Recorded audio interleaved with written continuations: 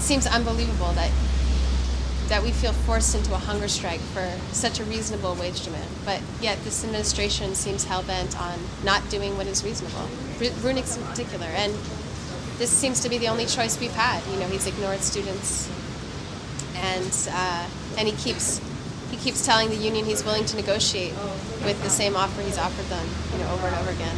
And that's why I'm out here. I'm really out here because I think the union is incredibly important to this campus and to keeping this campus a place for the public. And if we allow them to bust this union, it will have statewide, national-wide impact, not to mention the people who make education possible at this very university. So, I mean, you're talking, this is a lot of people who want to see this as an isolated issue, and that the university said it's unfortunate that students would choose to lay their bodies on the line or put their health in jeopardy over a labor dispute. But this is so much larger than a labor dispute, and every worker on the line knows it, which is why they're there. They're fighting for their dignity, respect, and a living wage. And we can see that. And students, it's our job as hunger strikers to educate a larger population of the student body exactly what's going on here between the bosses and the administration at this university and the workers and the students who are trying to make this our domain and make our voices heard. It does affect our health a lot, but I feel it's the right thing to do to show our support. I still feel this is my school. I really love this school. I truly do. And I really want them to prove this is a first-rate school by every means. And, you know, they should treat their workers fairly and they should treat their students fairly. This is our university. This is the state's university. We're proud of this university. It's a land-grant institution, and we want to have a world-class institution. And the success of this institution depends on staff that works in the offices, clerical support, faculty, the board, and we provide the money to do that. So the decisions we make are important, and we're going to be taking this into consideration when we make decisions in the future.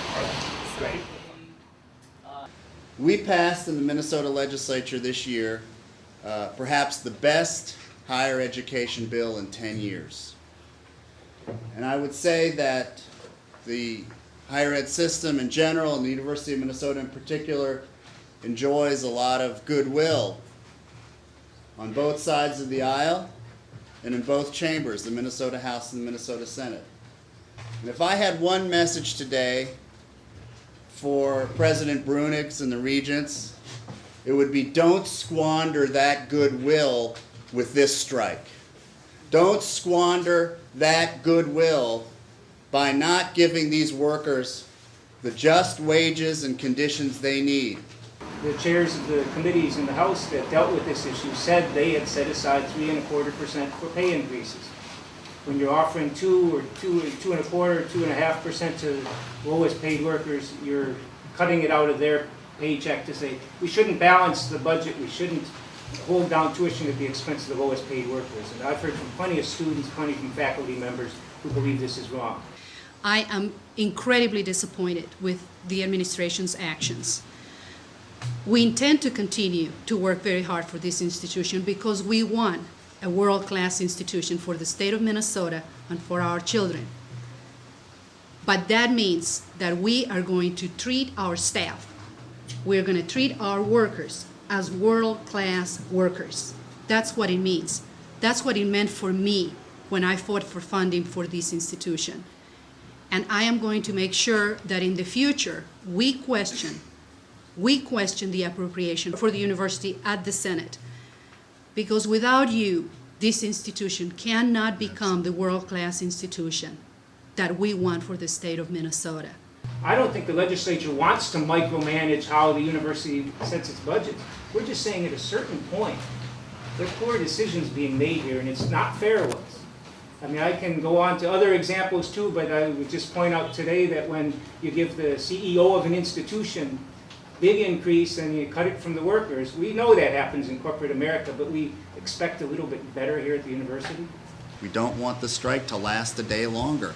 They have to get back to the table, negotiate an agreement that is just and fair and reasonable because the demands of these workers are reasonable.